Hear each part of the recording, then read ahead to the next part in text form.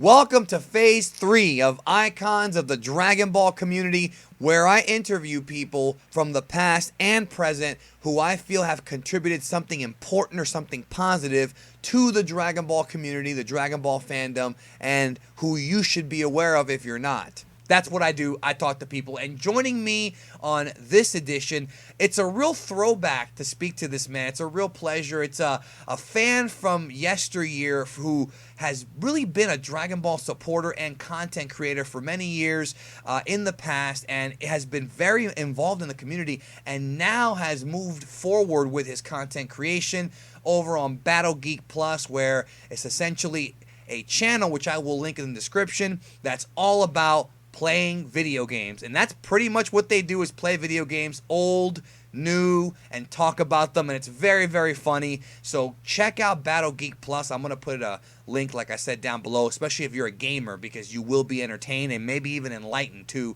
with some of the information. Please welcome a man who is formerly known as Castor Troy, but today he's going by Ryan. How are you? Hey, I'm good. How's it going, man? I'm very good, man. It's a pleasure to talk to you. A name who I have seen so many times on my screen, and now I'm talking to you. Right. So it's good to talk to you. And again, it was kind of funny because I remember when I found you on Twitter a year ago, I had seen this guy, Ryan Molina. Can I say your last name? Oh, yes, go ahead. Okay, it's because you do share a last name with the great Alfred Molina. Oh, yeah. Like a lot of people keep asking me, actually all my life, I've been asking me, dude, are you related to Alfred Molina? I'm like, I wish. Dude, he single-handedly carried that Spider-Man 2 movie. Yeah, exactly. He is an amazing actor. He's a beast. So I found you on Twitter, and then I think Kendamu is the one who told me, yeah, that's Castor Troy, and I was like, really? And then I went back shortly after and I watched Doom Rider, which we're going to get to here in a minute. Right. And it said on there, Castor Troy, a.k.a. Ryan. I'm like, oh, shit, it's true. Like, that's me. I didn't know you changed your name. Oh, well. Or went by your real name. Yeah. Oh, yeah. I've been going by my real name for a couple of years now. No, I know. Yeah. I'm saying I didn't know. Oh, right. Now I know.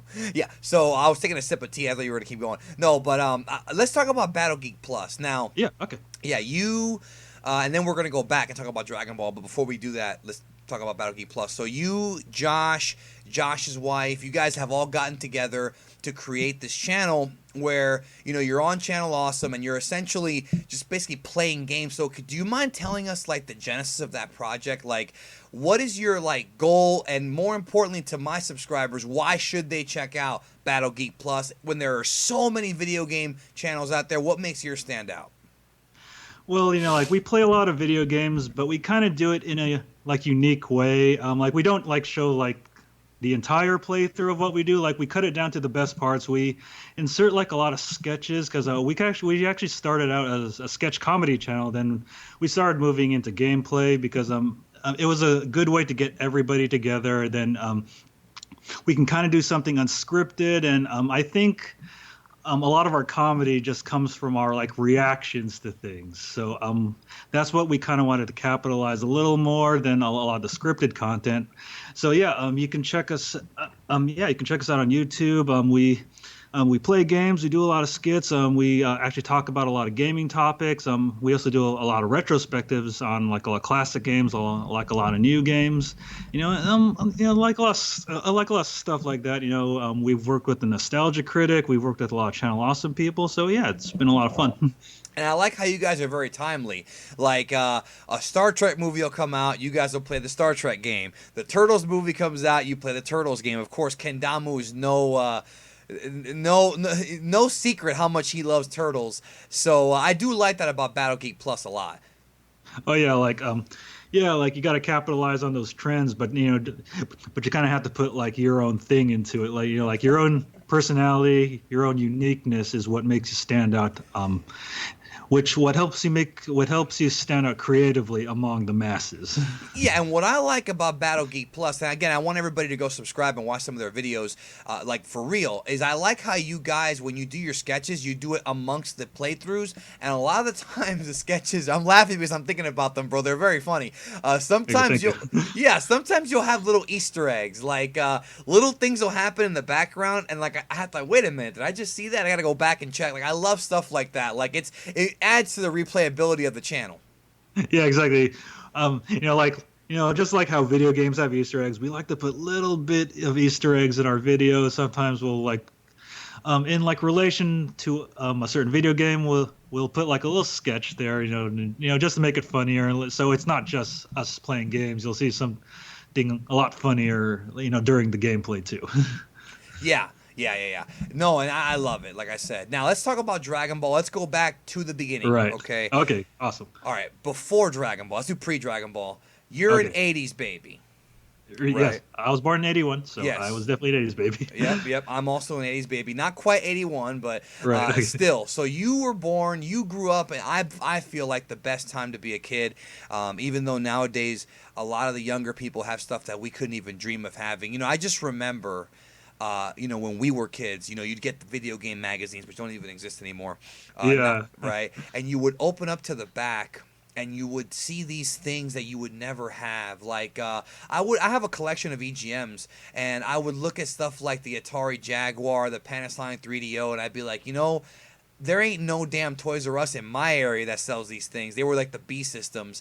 And then when you grow up, right, and you discover things like emulation, which I'm not promoting, but I did it when I was in high school, and or you get stuff on eBay. You finally play these games that you only saw pictures of in the magazines, and the games are freaking trash, bro. Exactly, man. Bro. Well, but now they're a lot easier to play because you can just download them now. Yeah, and sometimes you can get them on Steam too, and it's just funny because I remember looking at games like Kasumi Ninja and like all these games that I knew I was never gonna play, and I was like, man, I want that game. In fact, I remember the big one was the Sega CD Mighty Morphin Power Rangers game. I get the game, and I'm like, this sucks. All you do is push a button when it tells you to.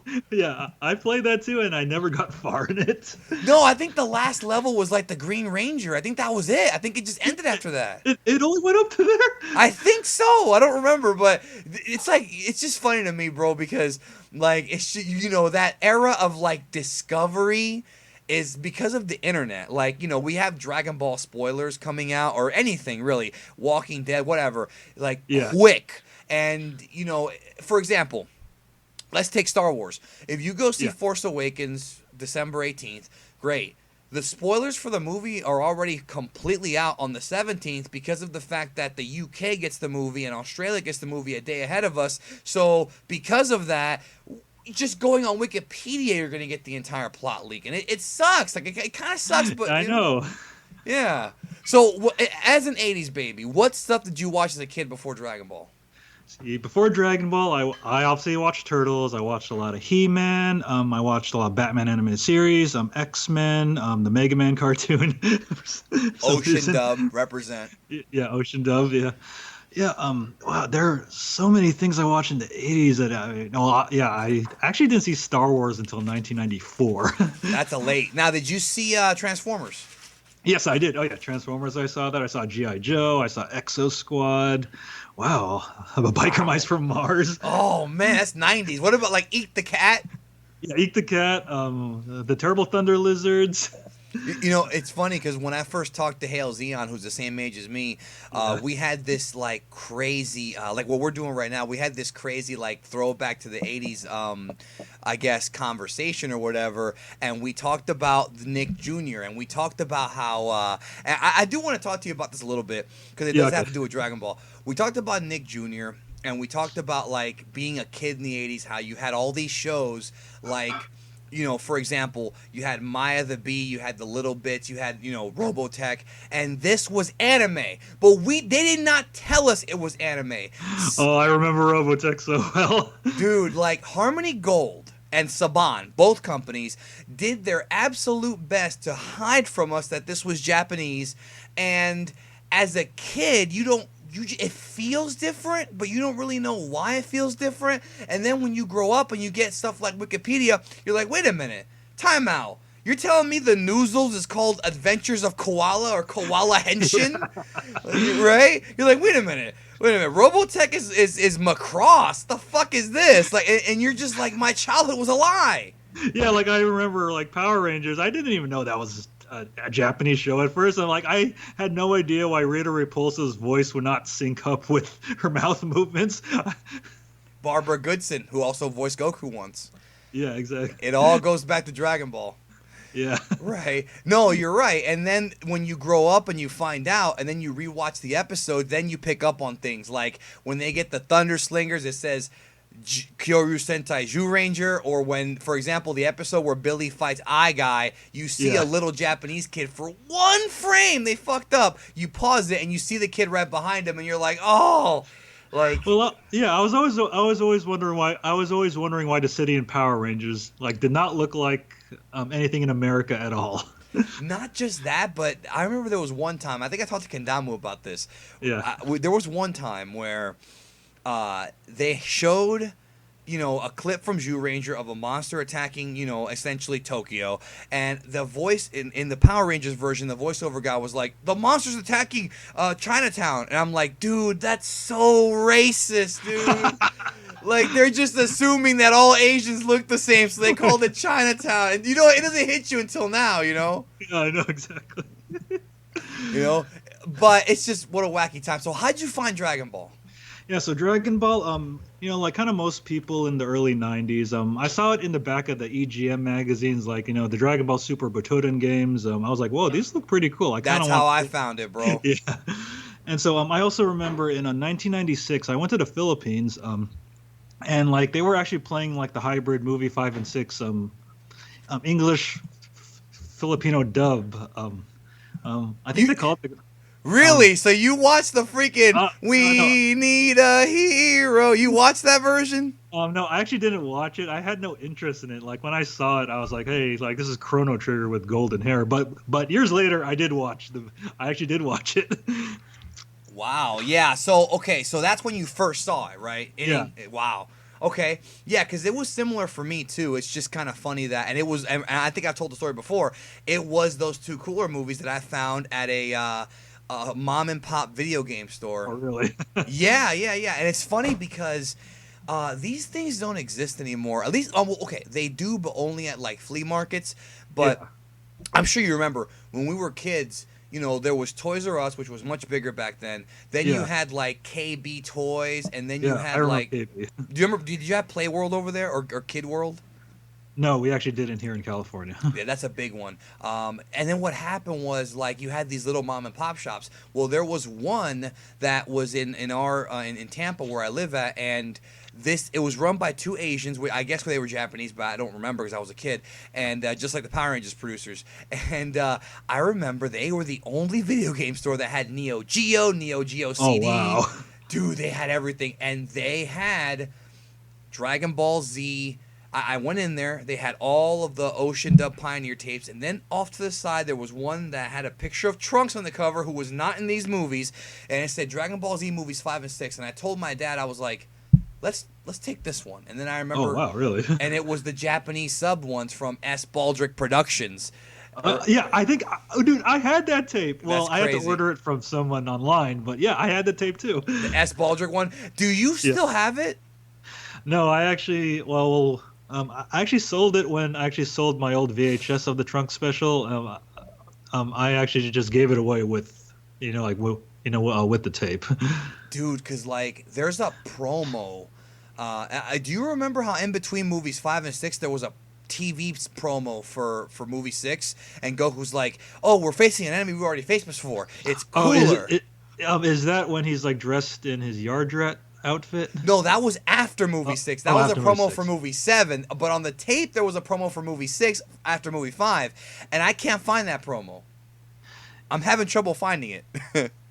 That's weird because Actually, my fan sub of movie 5 was actually bundled with movie 4, so I don't think I had that promo. Okay, you had a different one then. Yeah, Okay. mine was different. Yeah, a little bit. I thought, yeah, because mine was movies 5 and 6. Yeah, I had got movie 4 way later. The most hated movie, even though I don't think it's that bad. Yeah, I don't think it's that bad either. Good. I'm glad we agree. So you first discovered it there. Then what was your? Well, how'd you actually get into it? I actually got. I remember when the Ocean dub came. I saw a couple episodes. I wasn't like really into it, but I thought it was kind of cool. But like most people in 1998, when it appeared on Cartoon Network, I was a senior in high school, and I was like just flipping channels, and then I discovered Dragon Ball Z. I was like, hey, I remember the show from KCal, from KCal 9, back when it was in syndication. So I watched it. I'm like, this is pretty cool. And then every single day after school, I would get addicted to watching Dragon Ball Z. It's an addicting show. It's that serialized television, which now every show's like that. Yeah, exactly. So then how did you kind of, I was just take us through that. How did you kind of discover, like, I guess the internet version of Dragon Ball? Like obviously I'm assuming you went to Vegito Ex's homepage. Yeah. Planet Namek was a big website. Planet Vegeta, the Black Goku was another one. Yeah. Wasn't there one called like Super 5 that had like GT episodes or something like that? Yeah, I totally remember Super 5. I never downloaded GT from there, but I downloaded like some of the like Piccolo versus Cell episodes from there, like the real media files, if you remember those. Of course, they were 10 megs and they were choppy. Yeah, and back then I only had like a 28K modem, so like downloading a 10 meg file like took me an hour. And that's what I'm talking about, man. These kids nowadays you can download you can download a Dragon Ball Super episode. I'm not going to say from where. You can download it, and it will literally appear in your hard drive in like 5 minutes. Back then, just like you said, the files were either really big and would take you literally days, or they were really small and it would still take you a long time. But when you got them, dude, I watched the whole Kid Buu Goku fight with like a 10 meg RM, choppy as hell. Like, it would skip every 2 frames. Like, you couldn't even watch it. Well, like I was watching Piccolo versus Cell like it was a slideshow. Like it was a slideshow, exactly. Yeah, and it's funny because did you remember, like, again, I can talk to you about this because you're one of the few people on Earth who I can talk to about this, because most of the people I talked to kind of grew up after. Do you remember how the big thing back then was full episodes? Dude. Full episodes were kind of like... That was how you got your website over. Well, like, let's just say, like, full episode. I mean, yeah, I downloaded full episodes, but they were also kind of the bane of my existence because I was kind of jealous that the full episode websites were getting more views than my site. What was your website? Tell us about that. Yeah, so my website was Vegeta Insane. Actually, the first actually in 1998, I think fall of 1998, I started a website called Piccolo's Boot Camp. I've never been to that website. Yeah. I don't think anybody really has, except like maybe 2 friends. Like, there was a line in the Dragon Ball Z dub where like Piccolo says, like, boot camp's about to begin, and so I decided I'm going to make a website called Piccolo's Boot Camp. I remember trying to draw the kanji for Ma, like which he puts on Gohan. When he gives Gohan Goku's outfit with the symbol in the back, I tried to draw that in Microsoft Paint, and I thought it turned out okay. Well, I do remember Vegeta Insane because I'm actually double checked right now, and it's still up, and it's gotten at AOL.com. That's how you know it's old, bro. Yeah. So like Piccolo's Boot Camp, I kind of forgot what the site was about. I know I just like downloaded all the Dragon Ball Z animated GIFs and put them on there. I didn't do too much work with it, so I completely trashed it. I started another website called the Dragon Ball Z Sound Studio, where I just recorded waves of the Ocean dub and put them on my GeoCity site. But I kind of lost interest in doing that really quickly. So January of 1999, I wanted to start like a Vegeta shrine because Vegeta is my favorite character. But I wanted to make it different than most of the Dragon Ball Z websites because most of the Dragon Ball Z websites back in the day, they mostly focus on information, but I wanted to focus more on comedy, and I'm not really a funny guy, so I don't know why I'm doing a comedy website. But well, it's working for Battle Geek Plus at least. Oh yeah, thank you. Well, actually, everything started with Vegeta Insane, really. So So like within 5 days, I complete Vegeta Insane on my GeoCities site, which is no longer active. So what happens? For a week, I don't get any visitors. I go to a whole bunch of Dragon Ball Z websites, and they're accepting link submissions. So there's Mike's site, Vegito Ex. Back then when it's called when it's called Vegito Ex's homepage. Like, that's my favorite site out of all of them. Because he had all the music. Yeah, exactly. And then I submit my link to his link submissions, and I know he barely puts up any links from other people because most of the links he gets are absolute shit. Of course. So I wait like probably a month because Mike only updates his site once a month back then. So I'm waiting in anticipation. So I scroll all the way down to the bottom of the links page, and there's my site at the very bottom with another site above me.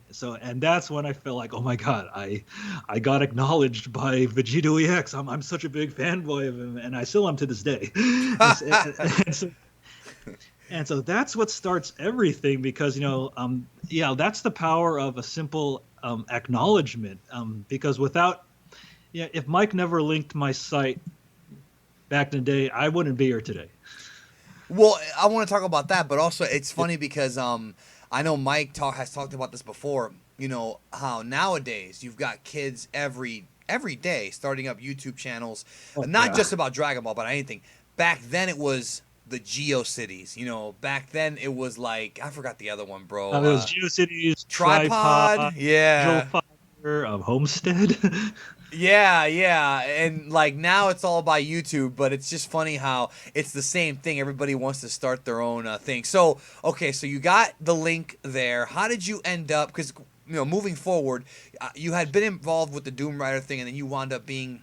I thought you were a mod. I was wrong. You wound up being on the Konsenshu board before it was even called that, the Vegito EX board, or Daizenshu, I guess. I think it was called Daizenshu EX. Yeah. Yeah, Daizenshu EX. Yeah, but you had done. I want to talk about Doom Rider, and I really want to talk about like that era of AMVs because. Right. Okay. Yeah. Because nowadays I feel like even though we've got guys like Doug, Drabaz, who are kind of waving the flag for AMVs, and people still do AMVs. I think the era of the anime music video is such like a late 90s, early 2000s thing. Yeah, exactly. Right? Like, it's just... It's done. Like, people still do them, but it's not like before. So, what are your memories of that era? Because all I keep thinking about was Limp Bizkit, Linkin Park with Majin Vegeta clips being all blurry. That's all I remember. Yeah, what you call Lincoln Ball Z. Lincoln Ball Z, yeah. You know what, though? In their defense, a lot of the songs did fit the series. We will give them that. Yeah, I'll give them that. So, anyways, back in the late 90s, let's say maybe 1999 to 2002 or 3, Dragon Ball Z videos were kind of taboo back in the day. Like, everyone kept saying, don't do Dragon Ball Z videos, don't do Evangelion videos, because these are the most overused anime. But I was like, fuck that. I want to do Dragon Ball Z videos and make them good. So, I think in 2003, there was this guy in Canada, his name was Doom Rider. He wanted to do an AMV project, a Dragon Ball Z AMV project that blew away every other Dragon Ball Z AMV out there. So what he did was he contacted me, he contacted Mike, he contacted Mary, he contacted a whole bunch of other popular AMV people. So he was able to get them on board, but he wasn't able to lead the project that well because he would like from what I remember, we didn't have a song for like at least a year, and so we finally settled a year later on the Sandstorm song, and then after that, Mike was the one who actually took charge of the project, and I trusted Mike a lot more than Doom Rider himself, so like Mike got into contact with all of us, so I remember. I was like the first one to get done. I did the Android saga, and I also did the early Namek saga. I got my segments done within a day. I actually ripped the old DVDs back in the day. Yeah, yeah, and the thing for those who don't know, because some people might not even know what we're talking about. It's so old school. It is on YouTube. If you type in Yeah. DBZ Doom Rider, somebody did re-upload it. And essentially, what it is, it's basically a AMV that takes you through the entire Dragon Ball Z series from Raditz all the way to Boo, and it's like done in this rapid editing style to Sandstorm. Right. Yeah. And I remember this being a tremendous project and a tremendous video. And I remember the other big one from that era was that This Is Your Life from Scott Meltzer. Do you remember that one? Oh yeah, I remember when that came out. That was a pretty amazing video. It's so weird talking to you because it's so weird to me talking to you because I remember, see, I'm telling you, I was around Yeah. and I downloaded Doom Rider. I still have it on my hard drive and I showed Doom Rider to a couple of the younger YouTubers, the ones that are younger than us, and they were like, wow, this, some of them are amazed that the fandom from back then is not that different from the ones now. I mean, we have more video games now. Back then all we had was those damn PS1 games, and Budokai 1 came out, right? Oh yeah, we got a new game. But then we were all pissed off because it didn't have the Boo arc, but whatever. But it's just funny to me though. Yeah, for those who don't know, I'm just explaining to people. Yeah, and then it was multiple people doing it. It was you, Doom Rider, like you mentioned, Mike, Mary, and you know what's interesting too is you talk about ripping the old DVDs. What a lot of fans don't remember, and I always bring this up to Black and Fist, is that I remember when Funimation was putting out these DVDs originally. We're talking about, and I'm explaining not to you but to the people. When they first put out Dragon Ball Z, they were one disc, 3 episodes, maybe 4. And if you went to Suncoast, they were $22, $25, which is way too much money for 3 episodes. I paid that price for them. Me too. For some of them, I didn't get all of them. And I remember they were 4x3, which is good. But and they had both subbed and dubbed. And I remember when they first put out those bilingual DVDs, because before we had the Pioneer releases that were the edited Ocean dub. When they started putting out the bilingual ones, bro, I just remember the whole fandom just exploding. Yeah, I remember that too.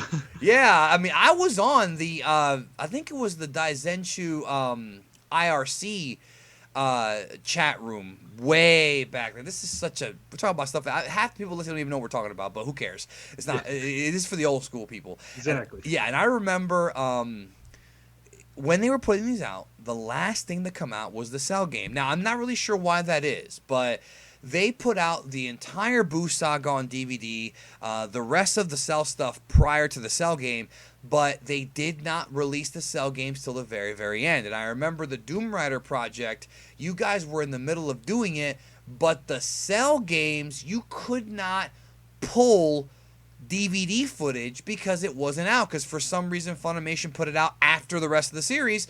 So I remember, I forgot who it was that was in charge of it, took fan sub footage and made it black and white and added a blurriness to it to make it look like it's like an old school movie. Do you know what I'm talking about? Do you remember that?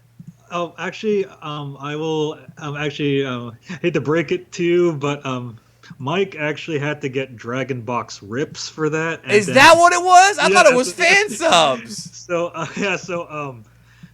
we had our friend Jeff. Our friend Jeff was the one who did did the Cell games.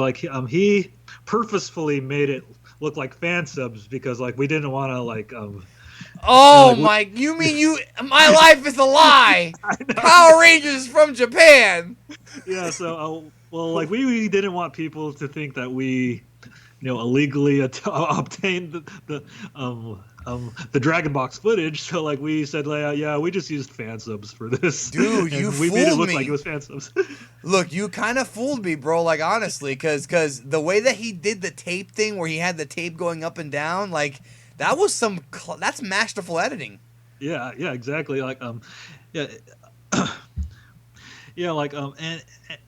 Yeah, I think Mike got them from some IRC channel because I think I got them from the same IRC channel too. Yeah, because I was going to say, okay, we'll talk about it. Fuck it. I don't care. All right, first of all, if you had gotten the Dragon boxes, it wouldn't have been, quote, piracy. But if you got them from IRC, you did. Look, I'm not going to even front. I was doing the same thing. I mean, back then, I wanted those Dragon boxes, but there's no way I could afford, what was it, $800 each? Yeah, $800 each. Actually, I had an opportunity to get like to get the first one from someone who was like selling it like a couple of months after it came out. Like he was selling it for $400, but I was gonna either go to it was either I was gonna either get Dragon Box One or go on a plane trip so I can go to ACON 2000, ACON in Texas in 2003. I decided to go to ACON in Texas instead. There you go. Now, for those who don't know, I do, because I know you and I can talk about this, but there's a lot of people who don't know. We're not talking about the Funimation Dragon Box. We're talking about the original Japanese Dragon Boxes, which were bigger, like taller, and there was only 2 of them. Half the series was on one, half the series is on the other one. Funimation broke it up into 7 boxes. That just explains to the people who might be thinking we're talking about the other Dragon Box. We're talking about the Japanese ones with no subs. There was no subs in those fuckers. You wanted them, you got them for the footage, not for the subs. Yeah, exactly. Right. Actually, if you actually look for the Japanese Dragon Boxes on eBay, they're actually cheaper now, like around $200 to $300. But I just can't justify buying them anymore. The packaging is nice. Yeah, the packaging's nice, but I don't have the room for it, and I know it's just gonna sit there on my shelf. I'm not gonna really watch the discs.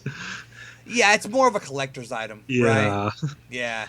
Now, I was gonna say about that. I remember I had fan subs of almost the entire series, but I was missing stuff, and I did go online to get what I was missing. I mean, I'm not gonna lie about that.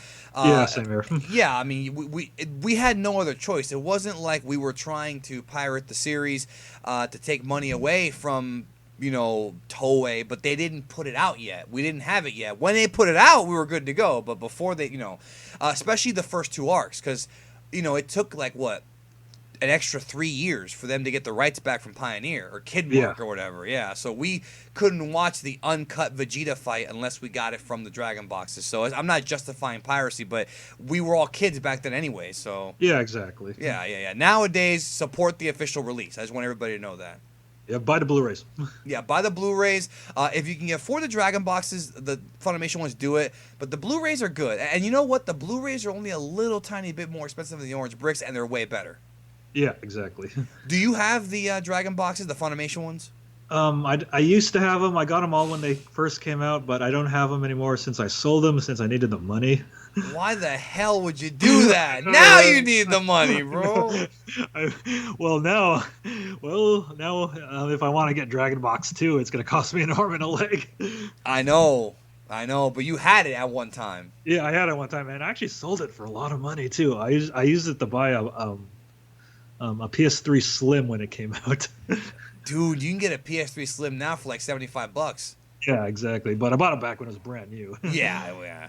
No, it's just funny talking about that stuff, like that whole. I remember there was a couple of episodes because when I was going through like the IRC hunting, I remember there were a couple of episodes that didn't have subs, so I had to go in there and sub them myself. And subtitling shit is a pain in the ass, yo. Like, yeah, it is. Yeah, like people don't understand how much work goes into like when you see either professional subs or even fan subs. I'm not promoting piracy, but it does take a lot of work to get everything timed out right. Let's see. Let me guess which episodes you were missing that weren't subbed. Was it the one when Vegito was first formed? That one, okay. I'm glad you brought that up. Yeah. That one, okay.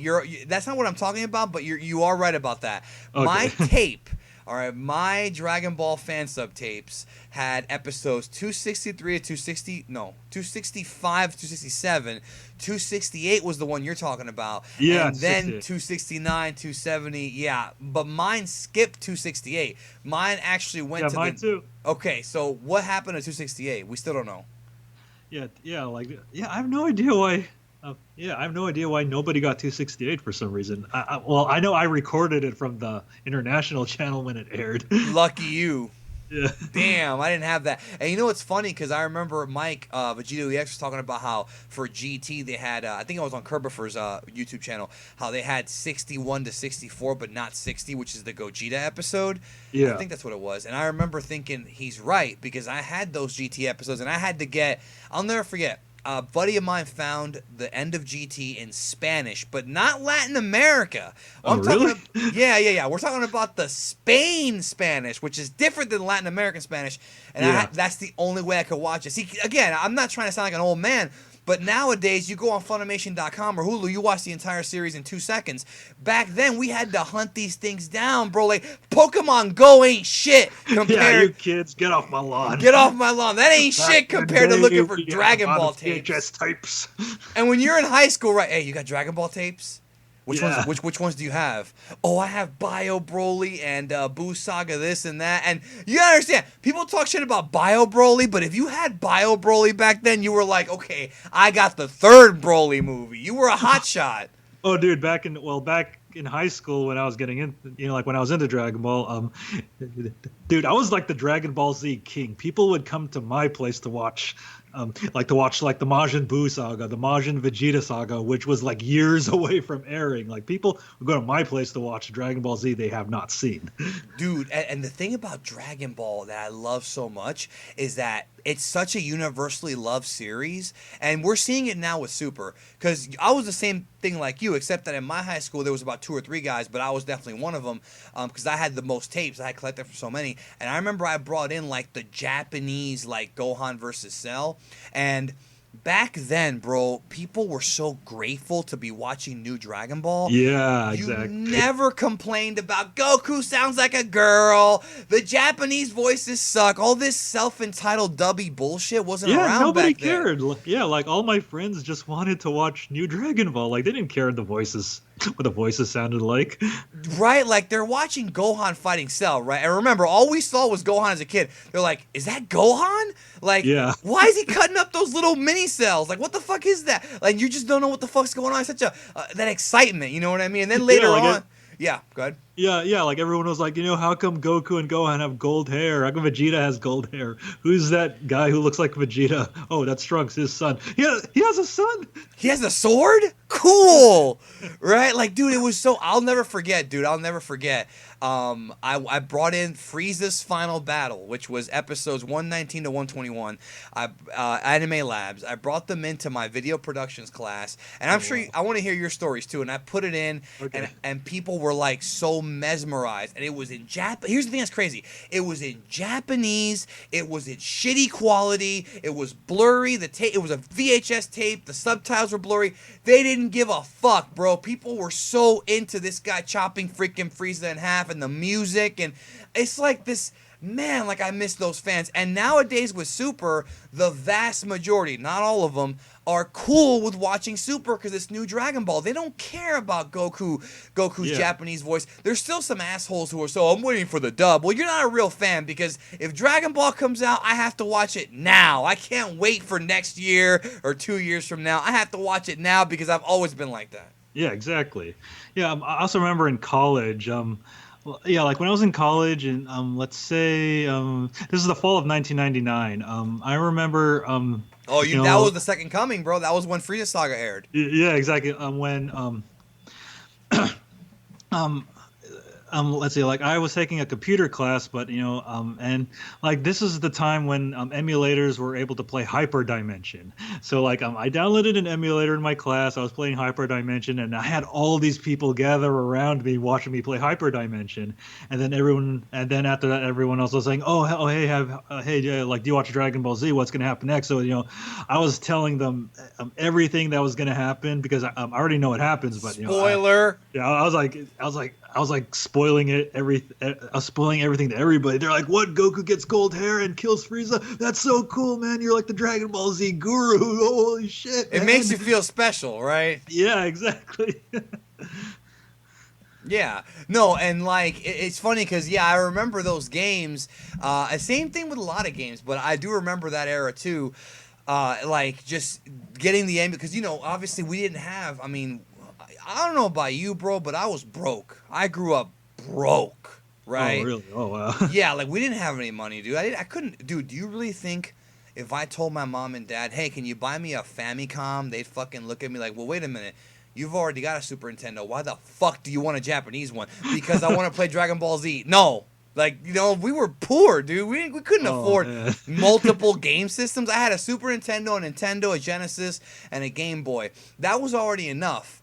You know what I mean? That was already too much for them. And then I got 64 and all that. But the point is that, the only way for us to play these Japanese games was to download them. I mean, we didn't have Famicoms. You know, and then later on you find out, oh well, if you break the tabs in the Super Nintendo, you can actually fit Famicom games in there. Oh, Yeah, great! Thanks for telling me. yeah, I actually did that to play.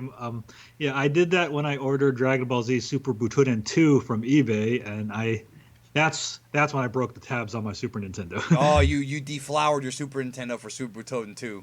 Yeah. Ugh. Well, it was worth it. I know, because that's the best one, I think, out of those three. Yeah. Oh yeah, definitely. And now there's like a fan translation out that's really, really good. And like, you can play Yeah. that one. Oh yeah, yeah, yeah. I played that. Yeah. Okay, so you had done Doom Rider, some other AMVs. Why do you think AMVs like don't really exist anymore? Like what like in your opinion, what do you think happened? So, my opinion, well, if I just had to say one word, Yeah, YouTube happened. Really? Because that's where they Yeah. first started. But okay, go ahead. Well, actually, before YouTube, you had to get, yeah, like before YouTube, like you had to watch AMVs at conventions. You know, Or that's where animemusicvideos.org, yeah, right? yeah, animemusicvideos.org. Animemusicvideos.org was the only place where you can like download AMVs. But then when YouTube came about, people were uploading AMVs there, but aside from AMVs, people were posting like their cat videos, their video game reviews. So the audience for AMVs was already like kind of shifting away from AMVs, and also people were uploading full anime episodes on YouTube. So now they can just go to YouTube to watch anime. So more people were getting more into just watching the anime on YouTube rather than watching AMVs. And yeah, and I remember, dude, those early days of YouTube, because like nowadays, just I do YouTube. This is on YouTube, but it's just funny because back then there were multiple video sites. There was Daily Motion, which is still around. There was one called Sublime Directory, I think it was. I think what was the other? I think it was called Break.com. I think Blip TV was it? Yeah, Blip TV was a little bit later, I think. Maybe you're Yeah. right. And they had one called Meta Cafe, I think, right? Am I Right. right about that? Yeah. And now it's just YouTube. Like once Google bought YouTube, bro, game over. Yeah, I remember for the AMV community, like we hated YouTube, like because also like YouTube was already getting big enough to the point where like the music companies were starting to, like monitor YouTube, and when they saw AMVs, they weren't happy about that. And that, yeah, and it pissed me off because now on YouTube you can just hum a couple bars or play a little bit of a song and you'll get nailed for it. You'll get a strike for it, or not a strike. You'll get a DM. Yeah. Yeah, Oh, content ID. It's been. Have you had issues with that? I'm assuming not, but have you? Oh, I've had tons of content ID problems. Really? Because I know with games, some games are okay, but other games, Nintendo or whoever will come down on you hard. Is that kind of what's going? Now your network protects you, I'm assuming, right, or no? Not really. Yeah, you still get them. Yeah, I still get them. Yeah, actually, like back in the day when YouTube first started in 2005, us in the AMV community, we hated YouTube, but we hated it worse when people would upload our videos to YouTube and they would get the views for it. So the only way that we were able to combat that was to upload the videos ourselves. And so and then the problem with that was, this is how I got in trouble with Toei Animation. Yeah, let's talk about your war with Toei, because Team Yeah. 4 Stars had issues with them. Yeah, I've had exactly. issues with them. Funimation's had issues with them. Go ahead. Okay, so I started my original YouTube channel for my AMVs, in like 2005 when YouTube was new. And so I would upload my videos there. They would get thousands of views. And then a couple of years later, I would get a warning from YouTube saying, hey, like Toei Animation says, says like this violates their copyright, so we have to take the video down. But this is back before they gave copyright, before they gave copyright strikes or content ID. And then it started happening to multiple AMVs of mine, and then after that they were like, oh, now we gotta take down this video and we're gonna give you a copyright strike. And then they eventually gave me three, and my old AMV channel died. Now, did you ever end up fighting those, or because this is a different era? Like, could you even fight them back then? Actually, back then you could not fight them. So you're telling me you got 3 strikes, you were out, you couldn't even fight it. At least YouTube lets you fight it now. Well, when you lose your channel, when you lose your channel back in back in the day, like 2008, 2011, you can file an appeal, but most of the time the appeal like falls on deaf ears. So I never got my old AMV channel back. Now, do you still have copies of the old AMVs? Oh yeah, I still have them all on my hard drive. I actually brought back my AMV channel like a year ago, but but everyone I've uploaded now has a content ID, and Nightmare. yeah, like a couple of them were taken down, but I don't monetize them anyways. So I feel like if they allowed AMVs, you could have a thriving AMV community now. But I do also feel, I want to get your thoughts on this. yeah, I do also feel that one of the reasons why a lot of people watched AMVs back then, not the main reason, but one of them is because there was footage in these AMVs you couldn't see. Like I had an AMV that I made with Let the Bites to the Floor. I made an AMV too, which nobody's ever seen before except for a couple people. And we had Cell Saga and Boo Saga footage, which had not aired on Toonami. This is pre-Toonami shit. This is like, 99, like before the Boo Saga was dubbed. Yeah, and so people loved it because they got to see Gohan killing the Cell Juniors. They got to see Mystic Gohan, all these things they didn't get to see on TV yet. And there's that whole like mystery, dude. Like Dragon Ball does that. Like when you see something that that looks out of place, you always wonder what it is. And unfortunately, people have taken advantage of it lately because you got fake pictures floating around and clickbait. yeah. But do you think there's something to that? Like people seeing this because of stuff they haven't seen before? Oh yeah, like back in the day when you had a Dragon Ball Z website, like the websites that would get the most views were the ones that had movie clips of the fan subs. So like back with Vegeta Insane and Ginga Giri Giri, I remember Ginga Giri Giri. Yeah, like I was getting a decent amount of views on both sites. Like let's say like 600 views per day. But then when I started putting movie clips of the fan subs and I started doing AMVs, that's what shot it up to 6,000 to 10,000 per day. Yeah, and you had, I mean, this is a different era. I remember Ginga Giri Giri very well, but did you have stats? Oh yeah, we did. Okay, like because I'm thinking I didn't have I actually was gonna build a website, but I never got around to it. By the way, I just checked and Ginga Giri Giri's still around. Why did I not know this? Oh yeah, it's still around. I brought it back in 2010 just as more of an archive for my old AMVs. Because I'm seeing you have Dragon Ball Z Uncensored linked here, which is one of my favorite websites ever. People don't remember Chris Saros and I definitely remember Chris. Yeah. I interviewed him. You interviewed him, yeah, in 2011. Yeah. And dude, I would love to talk to that guy on one of these shows, bro. That would be a dream. So, for those who don't know, like, because we got to paint the picture for them with Dragon Ball Z Uncensored. What it was that when the Ocean dub was first being done or whatever, the original Dragon Ball Z dub, there was a lot of editing, and I mean lots and lots of censorship, more than we had ever seen in Dragon Ball since then. And so this website, one of my favorite websites ever, documented all of the edits, and this is the only website you can get like pictures of the original Japanese with the blood and the original episode titles, and it was such a great site. Like whenever I talk to you and I think about Planet Namek and this website, it brings me back to high school and I don't know about you.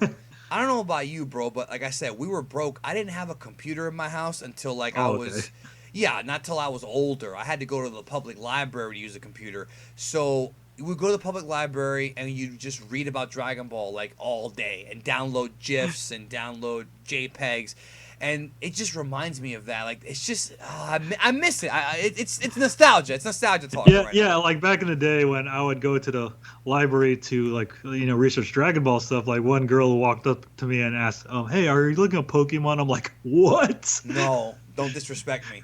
Yeah, don't disrespect me. Right. Don't disrespect. I love Pokemon, but you're right. Yeah, it was kind of funny too. Like in my college bathroom, I had a Sharpie pen. I drew this really crude picture of Vegeta on the wall for no reason at all. And then when I came back the next day, someone put Pikachu next to it. I'm like, that's not Pikachu, it's Vegeta. Anything that's anime is just automatically associated with Pokemon. Yeah. It's just funny because like Chris Zaros and also Kienzan's Edge, I remember. You remember them? They were so mad. I remember. They were so angry, dude. Yeah, like that's why like they were popular. Dude, like they were ranting the state of Dragon Ball in America. Like I remember Kienzan's Edge had a new petition every month, and I remember it was like, bring back the Ocean Cast, give us uncut Dragon Ball, blah blah. Yeah, Like, I remember those. right, and it was like this isn't gonna work. But Funimation did listen a little bit. I mean, we did get the bilingual DVDs, but still, like, it just, I remember they were so, like, and then, like, recently I saw, they put out the Blu-rays, as we talked about, the Dragon Ball Z Blu-rays. Yeah. And I saw a petition that was, okay, we want them re-released in 4x3, and I'm like, they're not going to do that. Like, another release? Like, I don't even want them to do that at this point. Yeah, same here. It's too much. Well, because obviously the Orange Brick sold really well, and so I mean I'm not a big fan of the widescreen. But on the Blu-rays it doesn't really bother me that much though. I think the cropping was better on the Blu-ray. Oh yeah, way better. I think okay. Do you have any insight about that process? Because the process was like, it was less cropped. I don't even know how they even pulled that off. I have no idea, but from what I think, like they took the criticisms of the Orange Bricks, like people would post like screen caps of like the most cropped sections, like like the top of Goku's head is like really cut off and it's really obvious to see. So like they probably cropped it a lot less for the Blu-rays. And that they still kept it to be wide. Yeah. I don't know. So, what is the future of Battle Geek Plus, bro? What are your projects? What are you working on? I want to, we're going to close out with that. We talked about the past, the present. What's the future for you, really? Well, the future, it's hard to say because I'm like, I have like a million ideas in my head, but I don't know which ones I'm going to be executing first. Well, obviously, like play more games. We're going to play like a lot of the newer releases. We are going to like play a lot more Dragon Ball games, that's for sure. Yeah, once Super gets dubbed, bro, knock it out, Yeah, right exactly. then and there's the time, yeah. Yeah, I do a retrospective series called Awesome Video Game Memories. Definitely sometime next year, I'm probably going to be doing like a Dragon Ball month. Like hopefully with Kendamu, we're going to talk about Ultimate Battle 22. We're going to talk about Dragon Ball Z Legends and Dragon Ball GT Final Bout. Now, did you go to E3? I think you did, right? Oh yeah, I go to E3 every year. Every year, yeah. Lucky you. I don't get to go there. So, well, I probably could if I wanted to, but I don't want to. Or I do want to, but not right now. So, what impressed you this year? Like, what are you looking forward to this year? This year, let's see. I know like we saw a demo for Dragon Ball Xenoverse 2, and it looked really awesome. Although I still need to finish the first Xenoverse game. Right. I'm very excited. I'm very excited for Sea of Thieves from Microsoft and Rare. Let's see, I'm definitely very excited for Zelda Breath of the Wild. I think that was my favorite game I played there. Spider-Man PS4? Spider-Man PS4. I didn't get to see that there at E3 for some reason, but I am looking forward to that. I'm dying to play that game, man. Yeah. Also, what else did I see that I like there? They're just like so many games, but like those are the ones off the top of my head I can remember. Would you consider yourself now more of a video game guy? Like, is that kind of like, where would you classify yourself in the grand scheme of things? I feel like you're kind of involved in both communities. You don't really do Dragon Ball content exclusively anymore, but I feel like you're kind of bridging both, I would consider myself right now more of a video game guy, but like the Dragon Ball stuff is. I mean, I'm always gonna love Dragon Ball, and I'll do Dragon Ball stuff once in a while, but the Dragon Ball stuff is always gonna be part of my past, It's like never gonna go away. So if I ever decide, hey, I want to make more Dragon Ball centric videos, yeah, I'll probably do it, but I don't know if I'll do it under Battle Geek Plus, but yeah, like like Dragon Ball will always be a part of me, like even until I'm like 90,000 years old. That's me too. Now I do have one before we get out of here. Like I said, everybody check out Battle Geek Plus. One last question, because I tend to ask this to all the old schoolers. Honestly, your honest thoughts on Dragon Ball Super thus far. Honest thoughts on Dragon Ball Super. I wasn't too impressed with the first two arcs because obviously they were adaptations of the movies. With even worse animation. Yeah. So like that was kind of the reason why I didn't like. like kind of after the Resurrection F arc, I kind of stopped watching it for a while. I kind of just let a whole bunch of episodes pile up, and then I picked it up again. And then I did like the tournament arc a lot. It wasn't like super perfect, but it was good. I liked it. But I really think this whole Goku Black Future Trunks arc is actually really, really good. I mean, it's hard to say if it matches the epicness of the stuff from Z, but it's kind of its own entity, if you know what I mean. Do you like the comedy? 'Cause I think the best thing Super's done has been the comedy, if you want me to be honest with you. Yeah, the comedy is definitely great. It's definitely, a lot more comedic moments than the original Z or even in the original manga. Yeah, it seems like they've really tapped into that Toriyama comedy, both from Toriyama and from, Toei. Yeah. I think so. Yeah, I think it's going to be remembered for that so far. Now, honest guess, all right? Again, this is Okay. your guess. How long do you think this show goes? Because right now these ratings are off the hook for the Trunks arc, but, what do you think?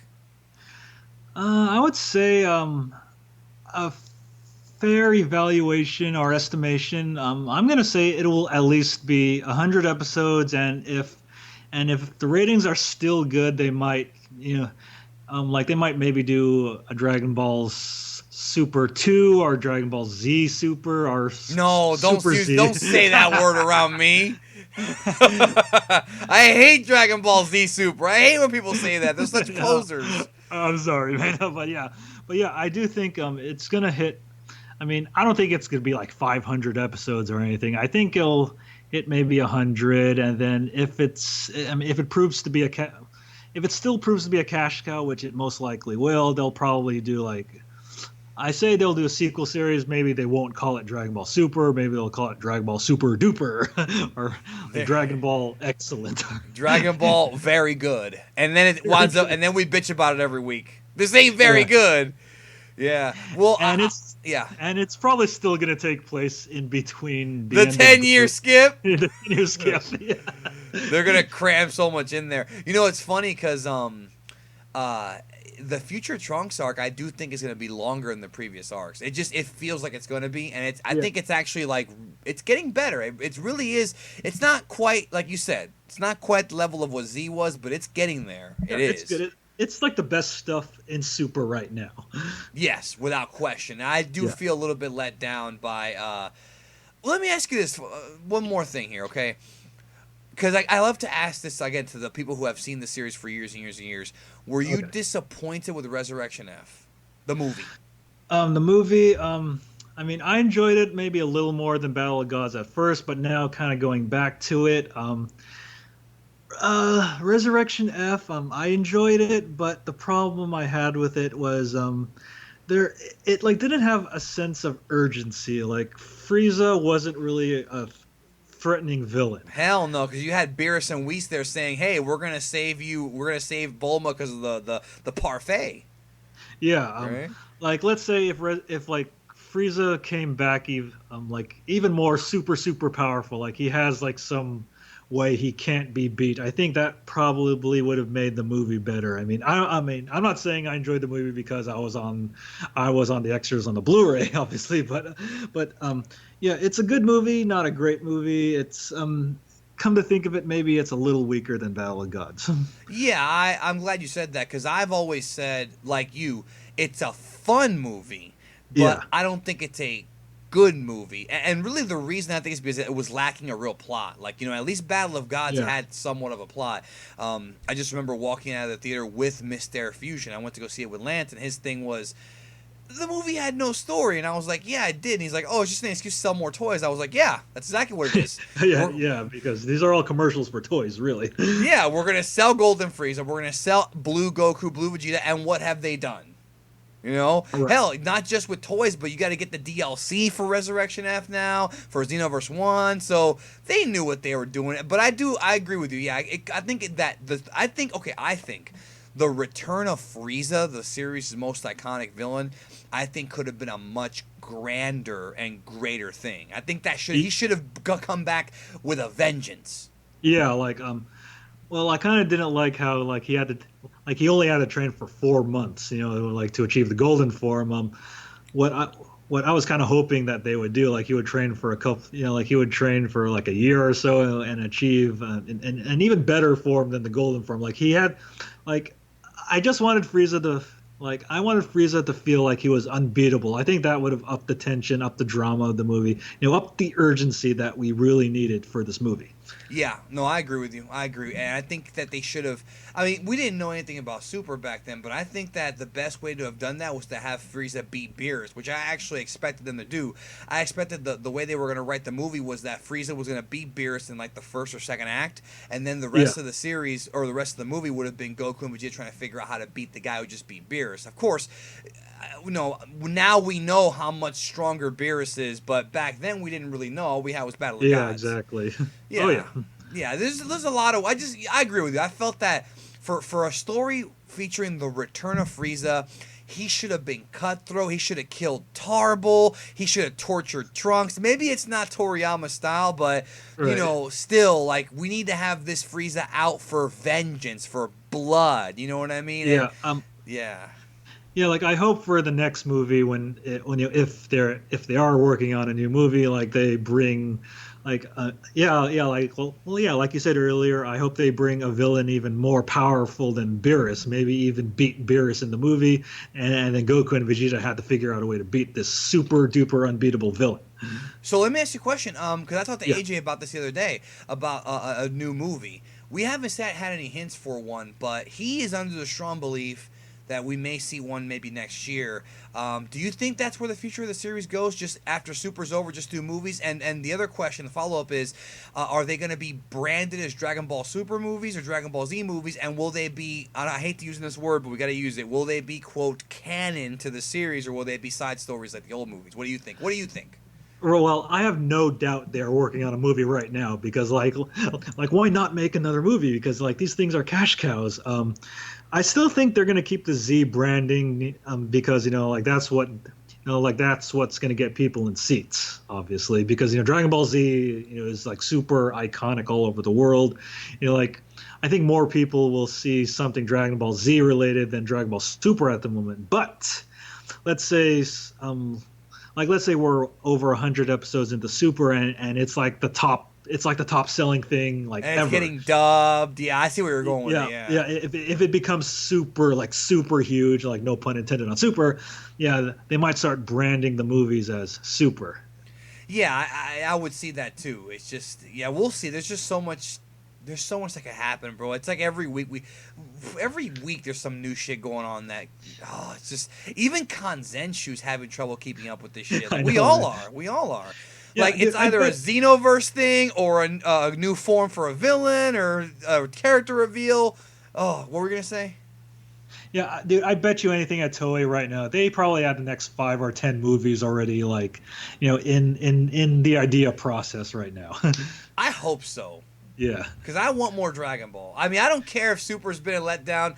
These characters are so iconic, dude. It's like, unless something, I don't want to say this, but unless something catastrophic happens to a voice actor, I say keep going forever. Yeah, exactly, man. Well, yeah, they're always going to replace voice actors, but I mean, I'm sure the series is going to go on for the next 9,000 years. Good, because that means that Geekdom 101 will go on for 9,000 years. Yeah, like your descendants will probably call it Geekdom 9001. Well, there's already a Geekdom 102 on Twitter somewhere trolling me, so. Okay. All right, well, everybody check out Battle Geek Plus, where they play video games. Very, very funny. I think very underrated as well. Thank you, Ryan, for talking to me for an hour. I really, really appreciate it. Seriously. Yeah, no problem. Thanks for having me around. I never thought I would talk to you. I tell it to everybody. I talked to, like, when I talked to Padula, the Drummond, to Mike. I'm like, I never thought I'd ever talk to you, but here we are. Like, Mary. Here we are, man. Just funny how life works. So if you're out there, right, and you're, for real, inspirational words. If you're out there and you're watching Geekdom 101 videos, or I'm not even going to use myself because that's too egotistical. If you're watching, like, Filthy Frank, or if you're watching, I don't know, Angry Video Game Nerd, you might one day talk to the guy. You never know how life is. Yeah, exactly. I mean, I'm pretty sure I'll cross paths with Angry Video Game Nerd one of these days. I mean, think about, like, let's use you as an example, right? You've crossed paths with Funimation voice actors. Who would have thunk it? Who would have thunk it, bro? Yeah, Like, I never thought I would ever. I mean, I've even talked to Gen Fukunaga like at length before. yeah, a guy who we saw like in magazine interviews from what was his name? An America? Was that the magazine? Yeah, at America, exactly. Oh God! See, people don't remember An America magazine. Maybe I'll do a whole video about An America and the Pojo Dragon Ball Z books, bro. Yeah, actually, a couple of weeks ago at Anime Expo, like, it was me, Kendama, and Kaiser, and like the Team 4-Star crew. Like, we went to a Funimation party, and like we saw Gen Fukunaga there. What'd you tell him? I actually didn't talk to him, but I know he talked to the Team 4-Star guys. I can't imagine how many people were like, "Hey, when's Super coming?" Ugh. Well, I know Gen Fukunaga says, "Oh, hey, like."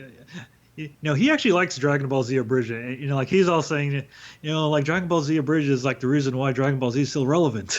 Well, I mean, it is part of it, but also Kaiser was in Resurrection F. Like people, it bugs me when people say you go to a convention. Hey, Sean, what do you think about Dragon Ball Z Abridged? Have you watched it? Have you heard of it? It's like, dude, I work with these guys on Resurrection F.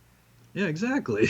Kaiser was there. I mean, yeah, he's in Texas now, so he's been doing a lot of voice acting for Funimation aside from doing Dragon Ball Z Abridged too. And he's another guy like yourself and like me who was on the boards, on the websites, and now look, he's in the community. It's just crazy how the world is. It's just crazy. You start off as a fan and you're in the community and you're like, you don't even know what to do.